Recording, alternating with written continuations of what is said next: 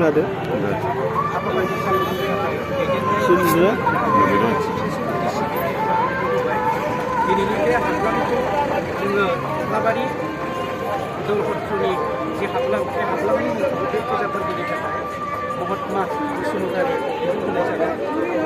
बे समाव जों गोसोखांनांगौ बिथांनि मुंखौ आरो बिथांनि खामानि मावनाय दांनाय गासैखौबो बिथाङा मोनसे समाव बे देवलपतफोरनिनो आफादगिरि गोबां खामानि मावबोदों आरो बेनि अनगायैबो बे देवलपतफोरनिनो मोनसे समनि जि देउरि मोनसे आफाद थायो बे आफादावबो गोबां खामानि मावबोदों। बेफोरखौ जों दिनै गोसोखांनो नांगोन आरो बेखौ गोसोखांनानैनो दिनैनि बे हाबलां बेखेवनायजों लोगोसेनो बिथांमोनफोरबायदि गासैखौ गोसोखांनानै बिथांनि जिउआ सोरगोआव थानानै आलो गोजोन मोननो हाथों बेखौ आङो हास्थायनानै फुजानि गासै हाबाफारिखौ मोजाङै मोजां जाफुंसार होनानै गसायनायाव आरज गाबनानै दिनैनि बे महात्मा बसुमतारी हाबलांखौ बेखेवनानै होनो थाखाय आखायाव लानाय जादों।